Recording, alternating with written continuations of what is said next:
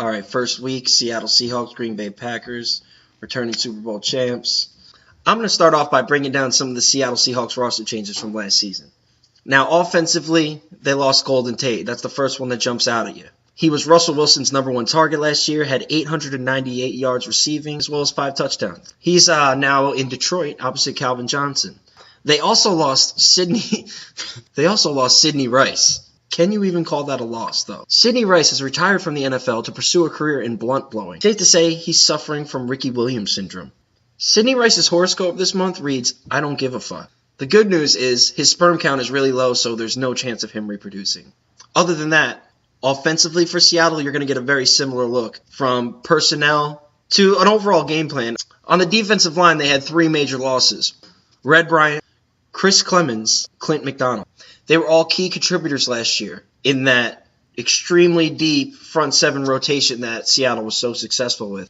Now, they are very deep. They have Cliff Averill as well as Tony McDaniel. They also signed Kevin Williams, the defensive tackle. They got Brandon McBain. They got guys to fill the shoes in there, but I think a lot of Seattle's success came from that depth and that rotation. Walter Thurmond played most of the year at nickelback for the Seahawks. He has signed a contract with the Giants, so he won't be winning any Super Bowl this year. But an even bigger loss is Brandon Browner. Browner's currently, I believe, signed with the Patriots, but he's facing an unknown suspension for substance abuse. Brandon Browner likes to smoke pot, toke hammers, gets lifted. Brandon Browner enjoys the occasional doobie, stays faded. Brandon Browner dabbles with ganja. Brandon Browner is smoking on that gas, puffs the magic dragon. Brandon Browner fucks with the devil's lettuce. Brandon Browner is chain-smoking that loud. My picks for fantasy breakout player, Seattle, I'm taking Marshawn Lynch. Now, that's a cop-out pick.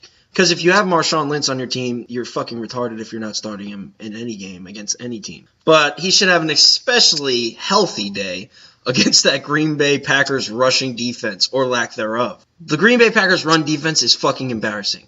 Watching the Green Bay Packers try to stop the run last year is similar to watching Floyd Mayweather try to read. The Green Bay Packers front 7 has more issues than Lindsey Lohan. Stephen Hawking could put up $125 and 2 scores against the Green Bay Packers run defense. As I was checking out some of the Vegas lines as far as win totals and the spread of the game, Seattle Seahawks are listed at 11 wins right now. I'll take the over because they're fucking dope. The Green Bay Packers are listed at 8.5 wins. I'm taking the over on that as well. Granted, Aaron Rodgers stays healthy.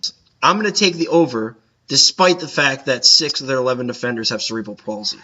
The spread of Thursday night's game is listed at 6 points, Seattle giving 6 at home. I was going to take the Seahawks to cover until I got a look at this Seattle Seahawks player. Paul McQuiston. Paul McQuiston is ugly. Paul McQuiston terrifies me. I Google image Paul McQuiston and I haven't slept since. Paul McQuiston's face resembles a pepperoni pizza. Hideous. An absolute abomination. Offensive. Paul McQuiston is heinous. Here's some homework for you. Type into Google image Sasquatch with halitosis. Paul McQuiston's picture will pop up. Absolutely grotesque. So after looking at Paul McQuiston's player bio photo, I felt better about myself. I felt it would have been wrong to pick the Seahawks to cover the spread because he's fucking ugly. I think the Green Bay Packers will cover the spread. I picked the Seahawks to win by 3 points.